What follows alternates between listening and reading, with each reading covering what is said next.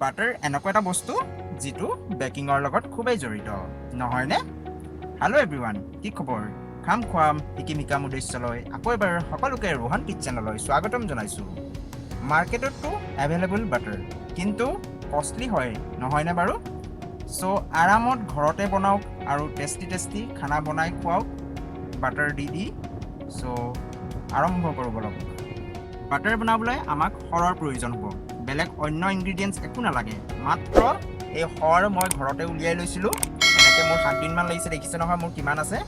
চ' এনেকৈ সৰ গোটাই আপোনালোকে থৈ ল'ব, ফ্ৰিজত থ'ব। সৰ উলিয়াই গৈ থাকিব আৰু ফ্ৰিজত থৈ যাব। আৰু অলপ বেছিকৈ গোট খালে আপোনালোকে বাটাৰ বনাই ল'ব। চ' কেনেকৈ বনাইছোঁ চাওঁ আহক।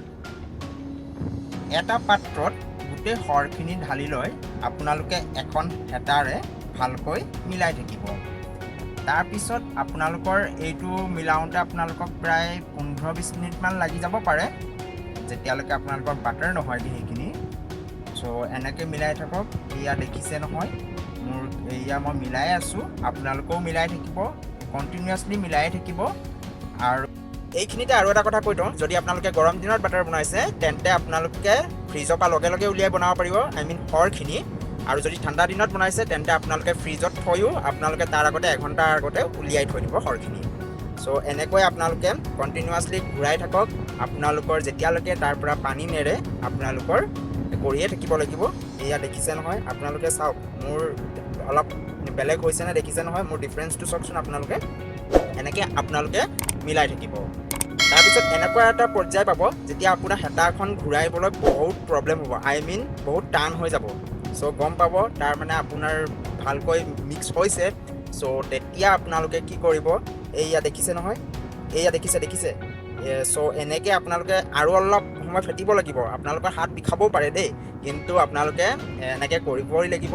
চ' আপোনালোকে কৰি যাওক আৰু চাব কি ধুনীয়াকৈ পানী এৰি দিব নিজেই।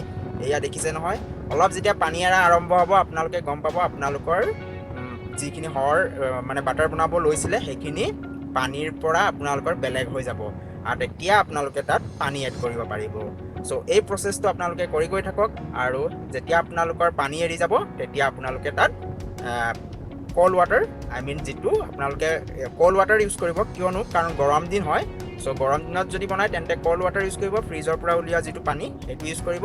আৰু ঠাণ্ডা দিনত হ'লে আপোনালোকে নৰ্মেল যিটো ৰুম টেম্পাৰেচাৰত সেইটো পানী ইউজ কৰিব পাৰিব। চ' মই ইয়াত পানী এতিয়া এড কৰি দিম। এয়া দেখিছে নহয় মই পানী দি দিছোঁ। চ' এয়া মোৰ পানী যেতিয়া দিলোঁ তাৰপিছত ভালকৈ মিলাই দিব। তাৰপিছত পানীৰ পৰা গোটেই সৰখিনি তুলি ল'ব বেলেগকৈ। তাৰপিছত ধুনীয়াকৈ আপোনালোকে বেলেগ এটা পাত্ৰত এইখিনিৰ পৰা সৰখিনি উলিয়াই যিখিনি আপোনালোকে বাটাৰৰ কাৰণে ৰেডি কৰিছে সেইখিনি আপোনালোকে ধুনীয়াকৈ পানীখিনিৰ পৰা ছেপাৰেট কৰি ল'ব। তাৰপিছত আপোনালোকে বেলেগ এটা পাত্ৰত ধুনীয়াকৈ থৈ যাব। তাৰপিছত আপোনালোকে ভাবিব পাৰে যে এই যিখিনি যে আমি পানীখিনি থাকি গ'ল এইখিনি কি কামত আহিব পাৰে।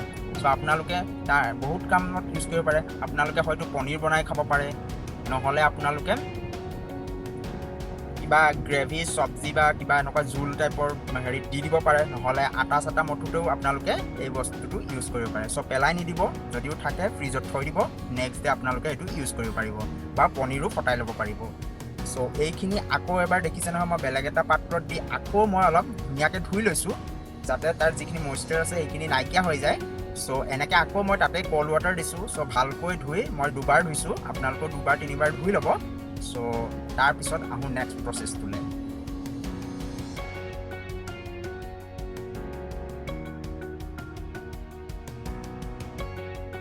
এয়া মোৰ একেবাৰে ধুনীয়াকৈ হৈ গ'ল, পানী নাই। তাৰপিছত মই তাত অলপ চল্টি কৰিবলৈ গৈছোঁ, কাৰণে মই নিমখ দিছোঁ। আপোনালোকেও বাটাৰটো অলপ খাই চালে অলপ নিমখ নিচিনা লাগে নহয়, গতিকে মই নিমখ আধা চামুচতকৈ কম দিছোঁ, আৰু হালধি 1 চিকুট দিছোঁ। হালধিটো আচলতে ৰংটোৰ কাৰণে দিছোঁ। তাৰপিছত আপোনালোকে এইটো ভালকৈ মিলাব, বেছি একেবাৰে জোৰকৈ মিলাই নিদিব, জাষ্ট ভালকৈ মিক্স হ'লেই হৈ যাব। এয়া দেখিছে নহয় মই কেনেকৈ মিলাইছোঁ। চ' আপোনালোকেও তেনেকৈ মিলাব। আপোনালোকে ভালকৈ এইটো পাত্ৰ এটাত ভৰাই থ'ব। এয়া দেখিছে নহয় মই কি পাত্ৰ লৈছোঁ। চ' এনেকৈ আপোনালোকে বাতি এটা ল'ব, যদি আছে এনেকৈ প্লাষ্টিকৰ ল'লেও হ'ব। চ' তাৰ ওপৰত আপোনালোকে হয়তো বাটাৰ পেপাৰ থাকে নহয়, চ' বাটাৰ পেপাৰ আপোনালোকে দি ল'ব, বা ফইল পেপাৰ দিলেও হ'ব। চ' আপোনালোকে ধুনীয়াকৈ সেই যিখিনি কৰি ল'লে, বাটাৰৰ কাৰণে ৰেডি কৰি ল'লে, সেইখিনি বাতিটোত ঢালি ভালকৈ প্লেন কৰি দিব ওপৰৰটো, তেতিয়া ওপৰটো দেখিবলৈ ধুনীয়া হ'ব। আপোনালোকে এইখিনি ফ্ৰিজত থৈ দিব, ৰাতি থ'লেই হৈ গ'ল, ধুনীয়াকৈ ছেট হৈ যাব।